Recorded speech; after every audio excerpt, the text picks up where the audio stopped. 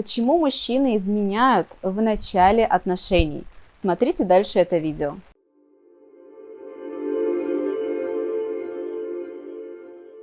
У отношений есть этапы. И начало отношений – это первый этап, который называется романтический. Обычно он длится от нуля, от зарождения отношений, до 3 лет в среднем. Это этап, когда бушуют гормоны в теле, гормональная система такая активная, происходит буквально химия. Люди не видят недостатки друг друга, они очарованы, они не замечают ничего плохого в партнере и наоборот идеализируют его. И, как правило, если эта химия происходит в теле, то желание изменять не возникает. Гормонов настолько много, эмоций так много, чувств, привязанности, тепла так много, что измены вообще не нужны, для них просто нет причин. Поэтому, если вы осознали, что вам партнер изменяет в начале отношений, 99%, что у него к вам нет этой химии. В вашем контакте химия с его стороны не зародилась. Возможно, это вы влюблены в него, и у вас гормоны бушуют, и вы очарованы, а он нет.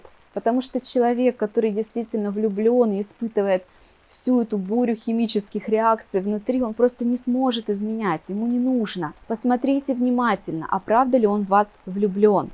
Поэтому на вопрос, почему изменяют, ответ в 99%, потому что нет влюбленности. Причем, заметьте, это еще не любовь, это именно влюбленность. Влюбленность – это тот этап, который заканчивается. Влюбленность не может длиться всю жизнь. И дальше либо перерождается в следующий этап, либо отношения распадаются. Про этапы отношений я рассказываю подробно в другом видео. Каждый этап проговариваю и рассказываю, как укрепить свои отношения на каждом из этих этапов. Ссылка на видео есть внизу в описании. Если интересно, переходите, смотрите. Итак, остался еще 1%. Я же сказала до этого, что 99% мужчин. Кто этот 1%, который изменяет, несмотря на то, что есть химия, влюбленность и очарованность своим партнером? Это мужчины, которые настолько сильно изранены внутри, травмированы, что единственный способ самоутвердиться для них – это изменять. А точнее, им важно не именно изменить тебе с кем-то. То есть фокус не на женщине будет, которую он изменяет, для него, в его ощущениях, в его картинке мира. Ему главное самоутвердиться самому, и ему для этого нужно много женщин разных. И он может изменять независимо на химию, несмотря ни на что, в любых обстоятельствах. Просто в народе их называют бабниками. Это мужчина, который не может пропустить ни одной юбки. У него есть на это причина. Он самоутверждается. По-другому он не может. По-хорошему ему бы в терапию, к психологу, проработать это, решить. Но не вам его туда посылать, не вам его вести. Люди приходят за изменениями только сами, своими ногами от своего личного желания. Поэтому, если вам попался этот 1% мужчин, которые даже несмотря на химию влюбленности все же изменяют, уходите от них.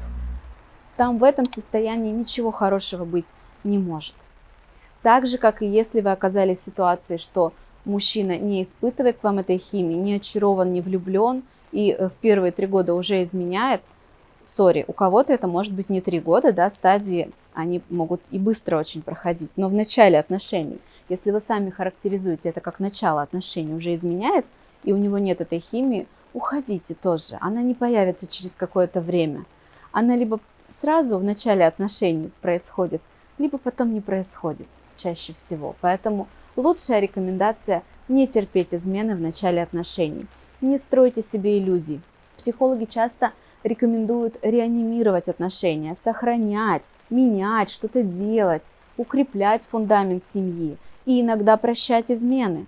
Но это не тот случай. Это когда семья уже прожила какое-то время, перешла на следующие стадии отношений, и там есть что сохранять, изначально что-то было. А вот когда в начале в самом измены, то фундамент уже хреновый, косой, кривой. Такой фундамент не выдержит дом. Ведь первый этап отношений романтический – это закладывание фундамента, а потом нужно будет по кирпичику дом возводить. И если вы потом начнете строить эти кирпичики, а фундамента-то нет хорошего, но все же рухнет и так. Зачем? Не надо. Если понравилось это видео, обязательно прямо сейчас ставьте лайки, для того, чтобы другие люди тоже могли его посмотреть. Подписывайтесь на канал, и если есть вопросы, пишите смело в комментариях внизу. Я читаю комментарии и отвечаю на ваши вопросы. До встречи, пока!